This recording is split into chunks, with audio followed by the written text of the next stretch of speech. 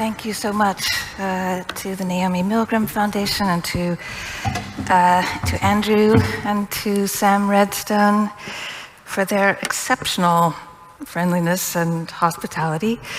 And thanks for being here at the end of the day. It's also lovely to be with wonderful colleagues in these last few days. So in my work, as Andrew said, I'm often looking at the world with half-closed eyes, seeing not only buildings with shapes and outlines, but also the repeatable spatial formulas and spatial products that shape those buildings.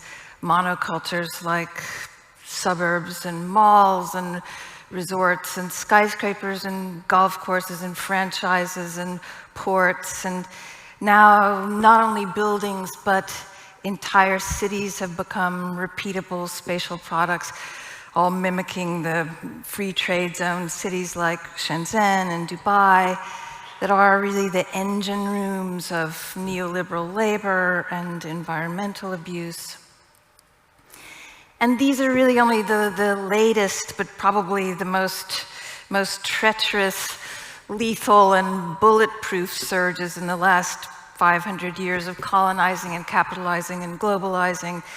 And these repeatable formulas promote sprawling patterns of movement that profoundly exacerbate climate issues. They constitute another kind of infrastructure, not an invisible infrastructure of pipes and wires under the ground, but an all too visible, enveloping medium, something like urban operating systems. And these pervasive mechanisms of climate change and inequality are rapidly generating a new layer of the Earth's crust.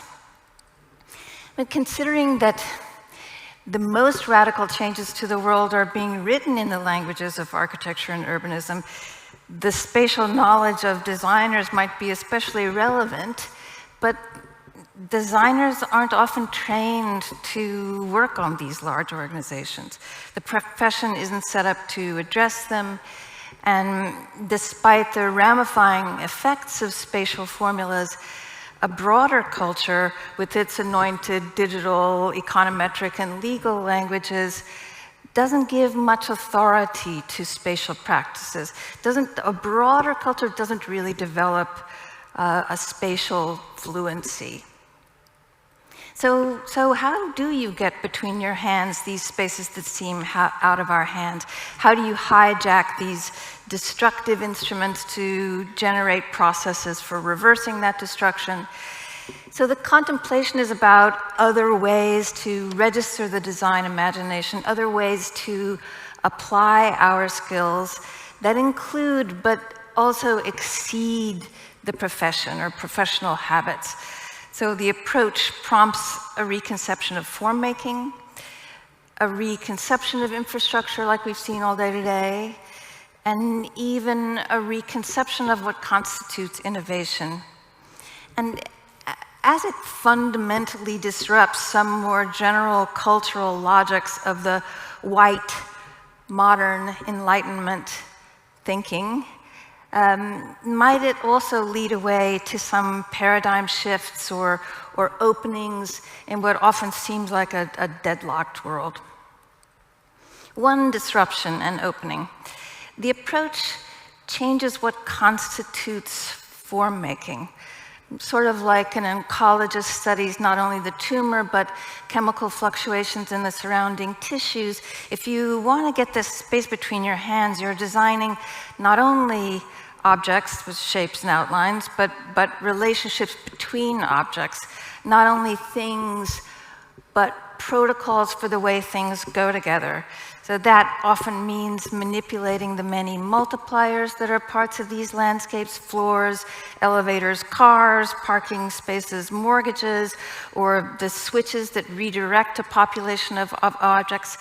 You know, a multiplier like the elevator together with the structural steel frame, or something like a car. Those multipliers change the crust of the Earth in 100 years.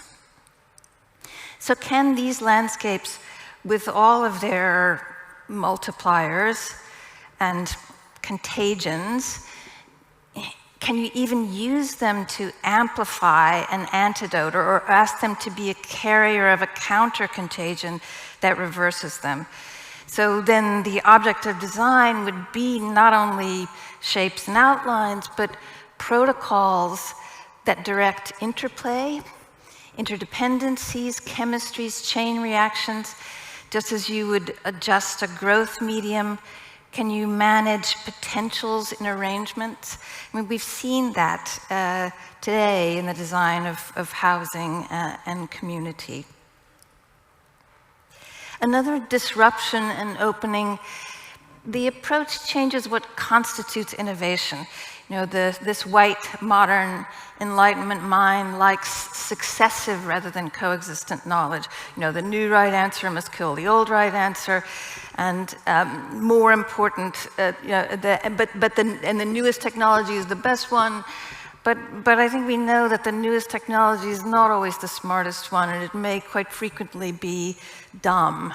And more important than the succession of technologies is a coexistent relationship between emergent and existing technologies. So it's not the shiny new object or the algorithm or the vaccine that is the innovation.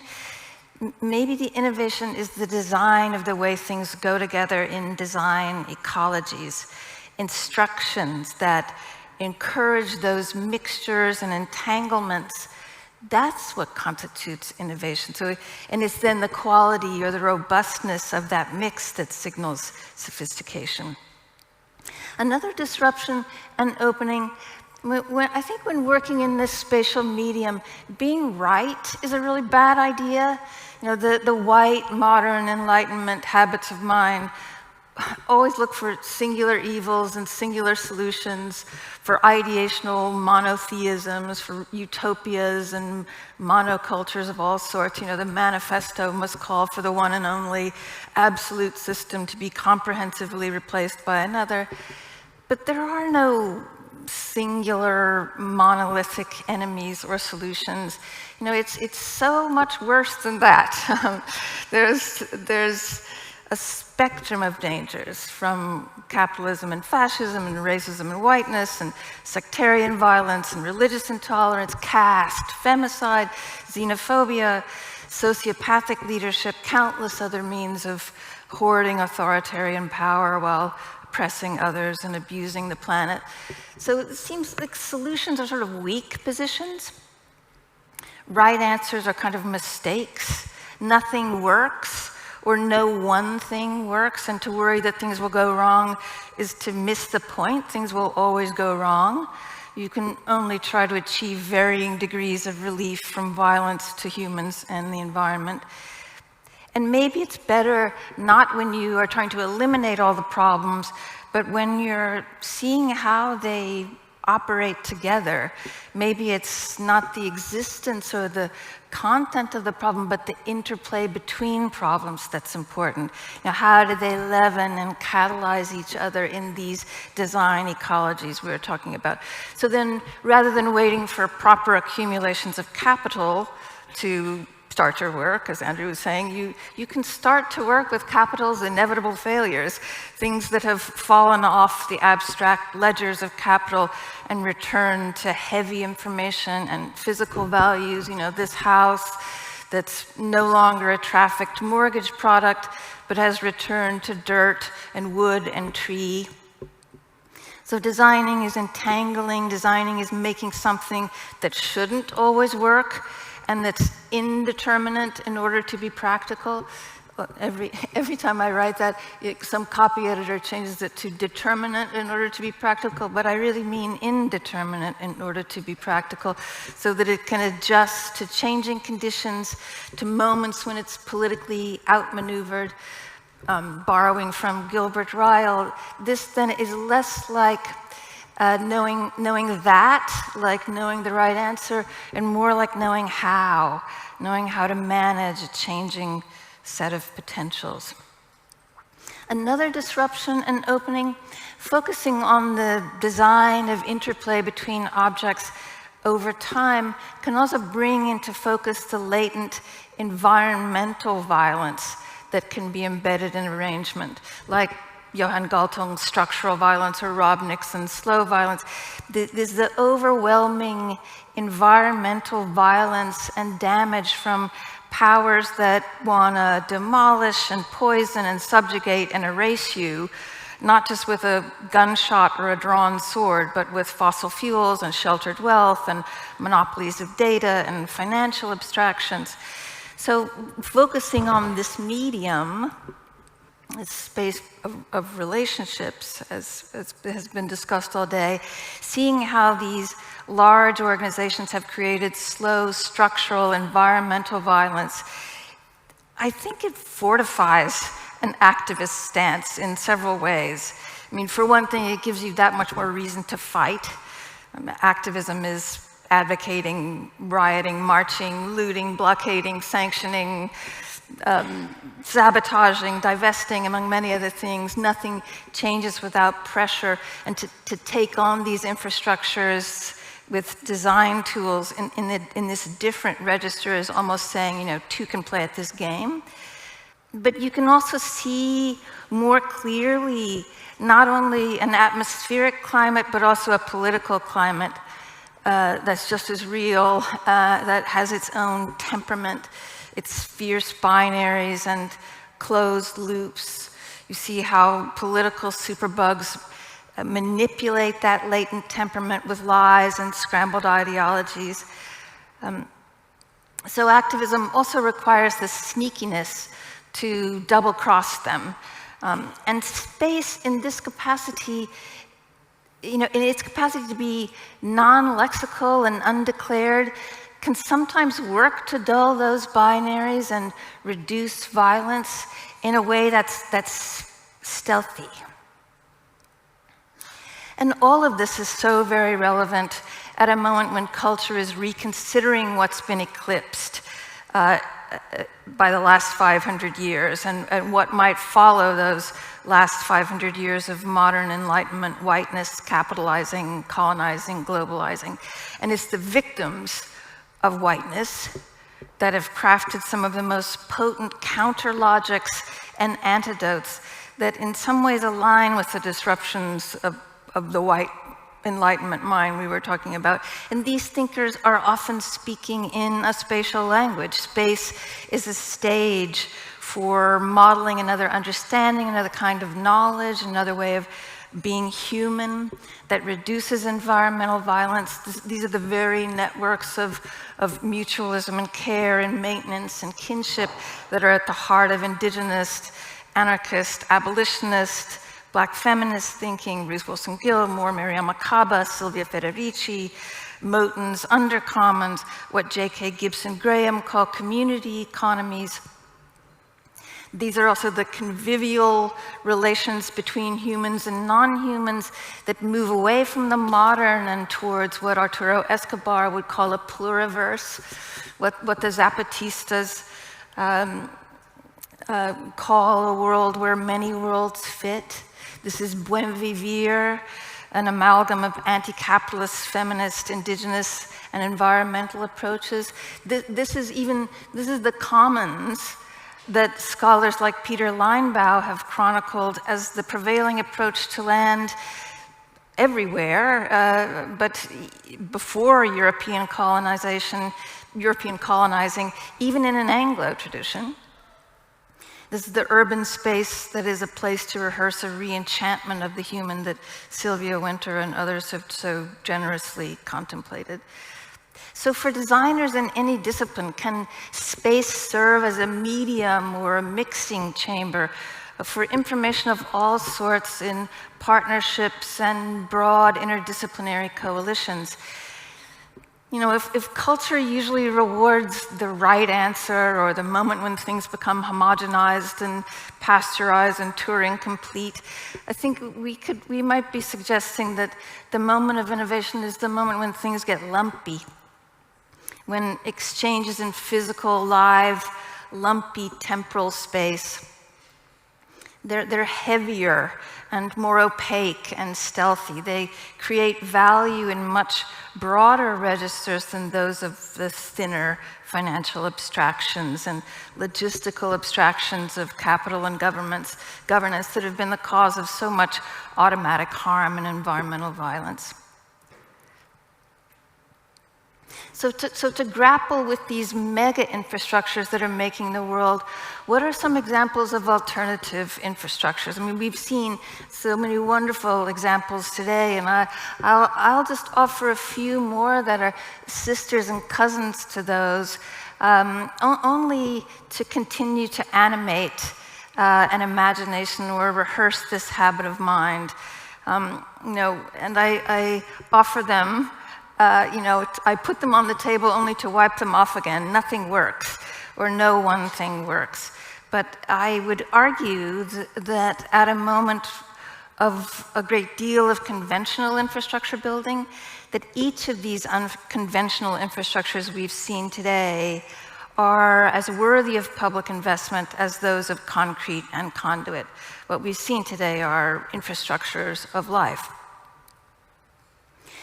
So here's one example. To counter techno-solutionist thinking, we could begin by rewiring a conventional infrastructure like a transportation network. I mean, we're told that shifting to the newest technology like electrical or automated vehicles will perfect driving. It is the solution. It will reduce planetary emissions, vehicle miles traveled, all that.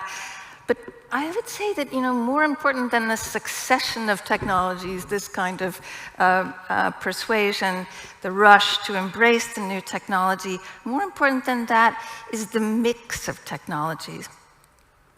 Because if you think about it, if individually owned cars, whether they're electrical or automated or not, are used in lieu of transit, they will create unprecedented congestion. Imagine every car and every seat in a transit car is now the size of a car. What you would have is something like a smart car in a dumb traffic jam. Sprawl, emissions, vehicle miles traveled will increase. You will travel longer to accomplish more far-flung errands, more like a kind of slow network of horizontal elevators. But instead of, then our solution would be like, so we need flying cars or something like that. But instead of flying cars, the real innovation may be a richer relationship between high-capacity transit and fleets of low-capacity cars and bikes and pedestrian. So it's mixing them that gets the cars off the road, that reduces emissions, vehicle miles traveled, and sprawl. So this is a project that I'm showing you here for us, just a switch. That it could be a physical volume for these exchanges that consolidates busy itineraries, the itineraries that require owning multiple cars, school, daycare, grocery shopping, exercise. And it's this mixture of different vehicle technologies also has the capacity to address inequality, racial discrimination, and disability by penetrating areas that have been denied mobility. And so now it's not speed and autonomy, but entanglement that's the new desire, the new luxury. So the car as multiplier has also created massive landscapes of garages, parking spaces, lanes of traffic, turning radii. It's one of those multipliers we were talking about. So changing the terms of that multiplier creates a kind of counter-contagion that has the capacity to overwrite distributed organizations, that changes their shape in potentially ramifying ways. And so while we often think of highway and train networks as infrastructures, this switch, whether it's a building or a new neighborhood program or just a changed habit or protocol of interplay between modes of transportation, that the protocol is itself an infrastructure, I would argue. Or to value problems and begin dismantling financial abstractions, consider, this is an infrastructure for unbuilding. a subtraction protocol or an interplay that puts the development machine into reverse. I mean, often you don't want to demolish, you want to reuse, but to retreat from sea level or sea level rise or wildfires or sensitive landscapes, can you manipulate some of the financial multipliers that made this landscape to turn that whole risk apparatus on its head and shrink development? You know, in the US, the long-term low-interest mortgage was a germ of sprawl, but then in 2007, it became the germ of global financial disaster. And now, sea level rise can also put buildings literally and financially underwater. But what happens if properties are not grouped and scored according to financial abstractions like bundled subprimes? What if they're allowed to be grouped and scored according to heavy, hot, soggy climate realities, the data that's gathered in platforms like Notions? What if you reward mortgages that, by pooling together, reduce collective dangers?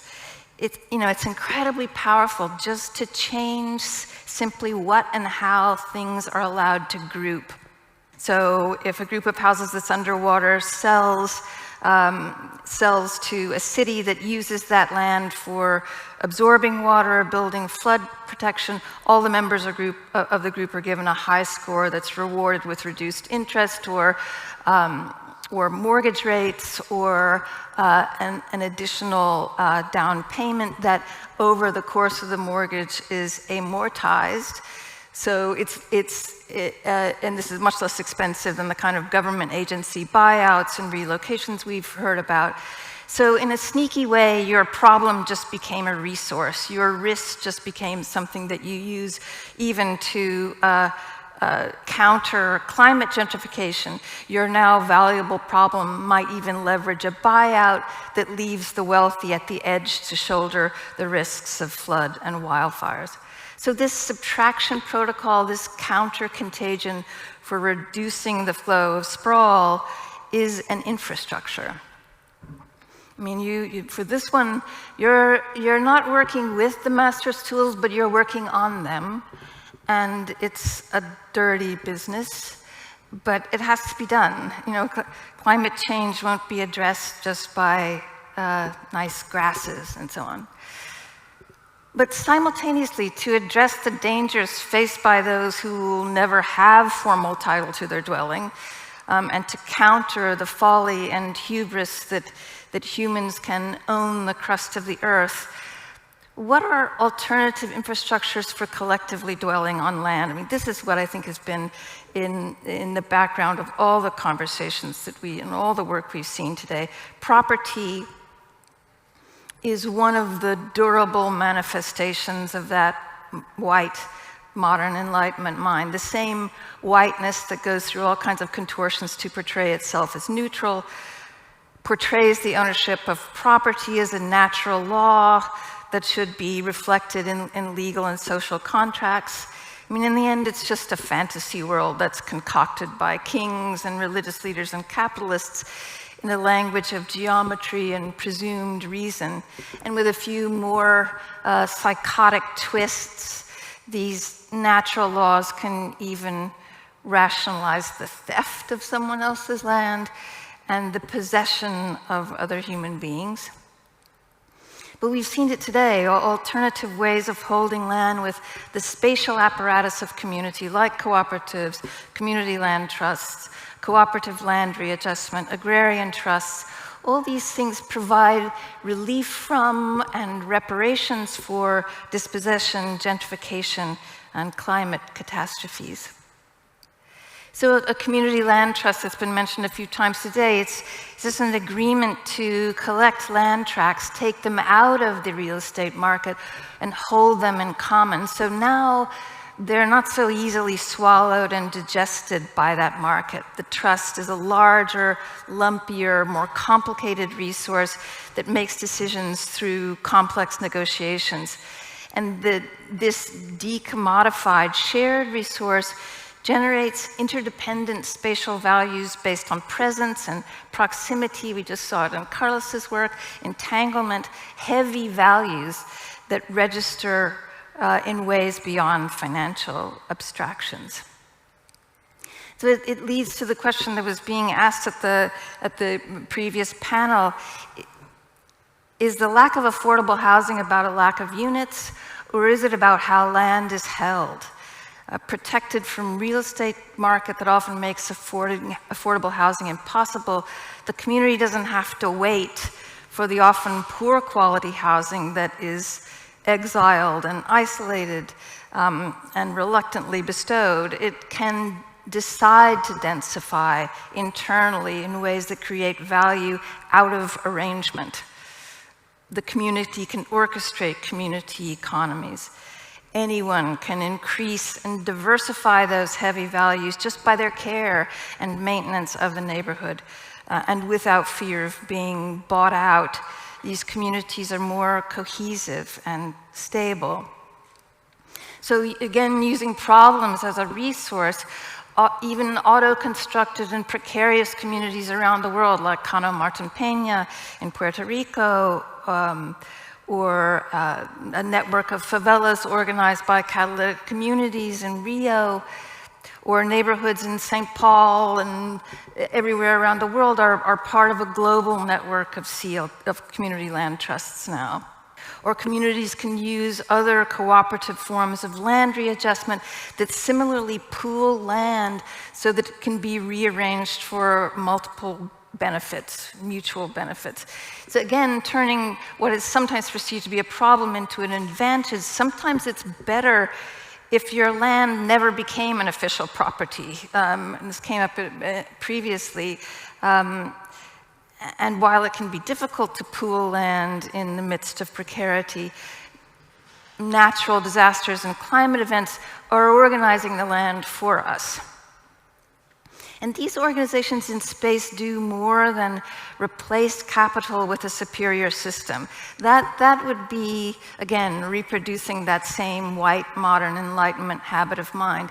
Instead, I would argue that they're overwhelming capital with multiple problems, multiple modes of exchange. Capital just becomes more puny in this arrangement. And sometimes it seems like capital just doesn't understand organizations that are alive, organizations where planting one seed creates 10 seeds. It just doesn't make sense to a world made of math. So you often need to get capital out of the way of their productivity. They're creating a superabundance of value in these multiple registers in heavy temporal space, presence, time, proximity. How can you put a value to walking past your auntie's house every day that you were in high school? Or what happens when the congregation choir sings at the retirement community, and thousands of other such exchanges. And so these alternative land-holding organs constitute an infrastructure. I'm currently researching a spot in rural Southwest Georgia that became an unlikely global stage and the site of the first community land trust in 1968.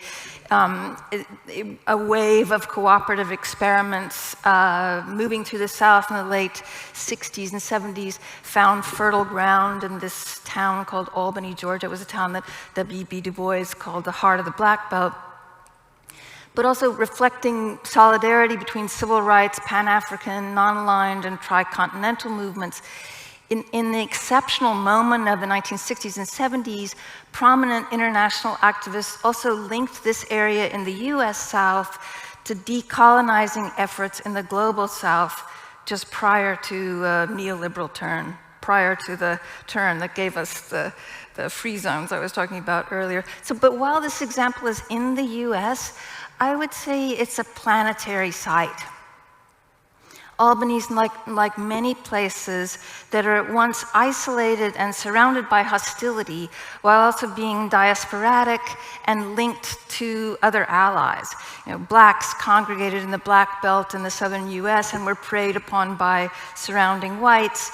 Indigenous people have routinely been corralled into reserves surrounded by encroaching property. Palestinians have lived in islands under siege. Intolerance and xenophobia have ghettoized and terrorized Jews and other religious groups and migrating people. Wars isolating and brutalizing populations in Ukraine. But each of these can also reach out to a global network. And at a moment of climate crisis, I want to look at this shape because any space can be a global stage that takes that shape, a situated island exercising other sovereignties and mobilities to become part of an atomized, discontinuous planetary commons. We saw it when we were visiting Corinderek, that this place is a place where indigenous people from all around the world come to meet and hear Uncle Dave and hear and learn. Robert Maynard and Leanne Betesamos-Simpson called this moment that we're in a moment between the world-ending politics of the last 500 years and the world-making forms of activism from those of the 60s and 70s. Olufemi Otaiwo invokes that this same world-making activism when he argues that planetary thinking about the climate goes hand in hand with reparations for patterns of harm that only continue. Marina talked about this. The same people who are going to be on the losing end, who've always been on the losing end, are going to continue to be on the losing end. And Olufemi Otaiwo also talks about how science has given us sometimes only a more precise measure of doom. But he's suggesting that maybe now activist communities might take the wheel. So in that light, consider another project for a reparations infrastructure. This one is called ATTTNT. It's a planetary line for reparations. Not smoothing over its ugliness, the ATTNT maps a tangle of scars and trails and watersheds and infrastructure corridors that deliberately revisit the violence of modern programs and the wounds of white supremacy. Since 1776 in the US has stolen 1.5 billion acres from indigenous people, and since the late 19th century, Black farmers have lost 90% of the 16 million acres that they owned, mostly because of discriminatory lending practices and white predation. So the ATTTNT cobbles together a 3,000-mile linear formation made up of thin strips of public land, including the Appalachian Trail, the water route of the Trail of Tears, used to remove indigenous people from their land in the early 19th century, and the Natchez Trace Parkway is the last thin bit. And it develops protocols for how that thin formation might thicken into a planetary line of land trusts that are designated for addressing the incalculable debt of reparations. And as this ATTTNT passes through southern US states, the supremacist narratives that accompanied the initial construction of these parkways and lines and so on receive another reckoning with the undertold histories of Black and indigenous resistance and survival.